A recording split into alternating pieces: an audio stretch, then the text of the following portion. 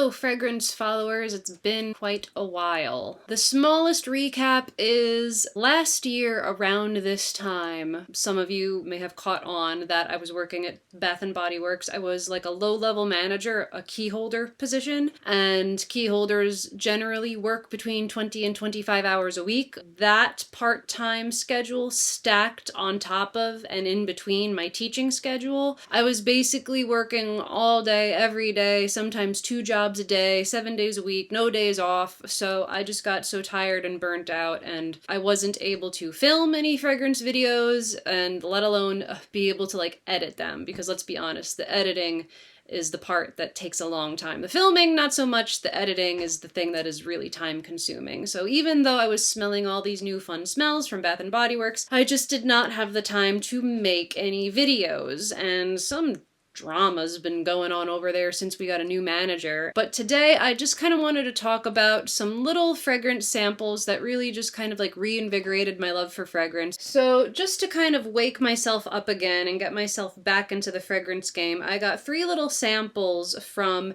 Shay and Blue. I'm not an ambassador, not an influencer. I know they do have an ambassador program, and I might consider that in the future because this seems like a brand I can get behind. They are vegan and cruelty-free. They have this gorgeous blue glass bottle. If you know anything about my personal life, you know I'm a sucker for blue glass. For my wedding day, I got dozens of those aqua blue ball canning jars, like the vintage ones. So anyway, the 3 scents that I got were watermelons, lilac and gooseberries, blackberry woods. I guess I'll start with lilac and gooseberries because I feel like that's what the algorithms have been showing me, and I guess a lot of other people, because of the Witcher reference, Witcher lore. And this is probably my favorite of the 3, even without the Witcher lore. Like, I am a fan of The Witcher, but even if I weren't, this is still just like the best smelling of the 3 in my opinion, because I really do like lilacs. We have lilac bushes that grow outside in my yard, but sometimes the lilacs can be almost too floral, too heady, too perfumey.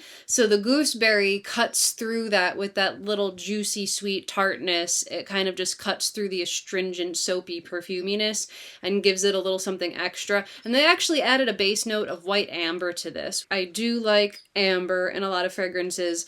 The white amber keeps it from being too rich. It's still very light. I feel like the white light amber gave it just the right amount of coziness. Not too cozy, light, fluffy coziness so that it can still perform very well in warm weather. And this is neither juvenile nor mature. It's different than anything that I have. I really don't have a lot of lilac fragrances, and even if I did have a lilac fragrance, I feel like this gives it a little twist with the gooseberry. Gooseberry is not a very common note. So it's different than anything I have. It's definitely fresh, pretty. It smells like really pretty shampoo. I would say it's a less sweet and more lilac-y version of like Britney Spears' Curious, because it just has that really like aquatic, fresh, clean, like pretty girl shampoo feeling to it. And I do have to add a little side note because I see a lot of people complaining, this doesn't smell like Jennifer of Vengaberg, she's dark and witchy, and I wanted something more dark and woody and spicy. Like, this is not meant to smell like Jennifer of Vengaberg. This is not a scent that Jennifer would pick for herself. She picks it because it's something that Geralt likes. I don't know exactly what the books say, but at least in the game, it was like there was a scene where Yennefer and Geralt were intimate in a room that just happened to smell like gooseberries and lilac. The room smelled like gooseberries and lilac. It wasn't her.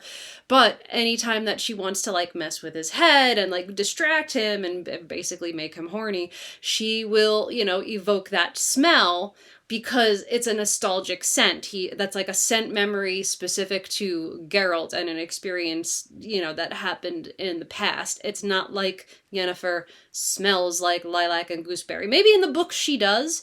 I don't know, but the way that the ads are playing on Instagram make people think that this is what Yennefer of Vengaberg smells like. And if you want to be a sexy, dark, powerful witch, this is what you smell like. And it's not. it's a scent that Geralt likes, and she makes herself smell like this to attract Geralt. The same way how maybe you don't necessarily smell like a sugar cookie, like vanilla sugar cookie might not be the scent that you pick for yourself, but if your boy crush likes it and you want to be more attractive to him, you're probably going to pick that scent. And I think she even says it in the series. She's like, I knew it's a scent that you would like. She wouldn't pick it for herself. This is not Dark Witchy Yennefer of Vengerberg. This is a scent that Geralt of Rivia would want to smell. So, done with that. But yeah, anyway, it's my favorite. Next one was watermelons. I do like a nice fresh aquatic green watermelon scent for summertime. And I actually really like this one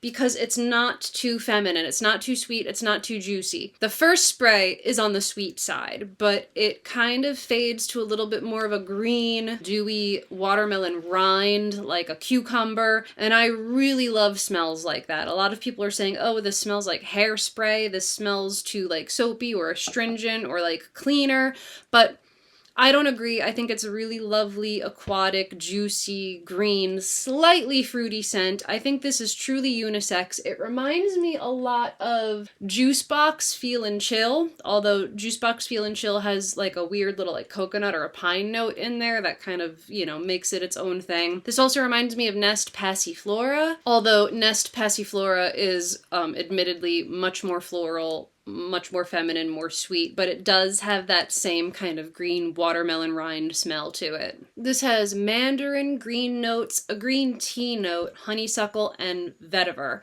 So I think the vetiver is kind of what helps this stay androgynous or unisex or masculine. The vetiver kind of gets that green watermelon rind smell, but it gets it into an almost like vegetal kind of peppery. And then the last one I got was Blackberry Woods. I'm just generally a fan of blackberry, black raspberry, maybe not red raspberry because it can get kind of like medicine-y cough syrupy to me. That being said, this is not super fruity. It does have the blackberry top note, but it is a little bit astringent. It has neroli in it, and to me neroli is always kind of like a very sharp, like bathroom cleanery kind of scent to me, but there's cypress in there and petitgrain to like sweeten it up a little bit. It smells like you're walking through a forest.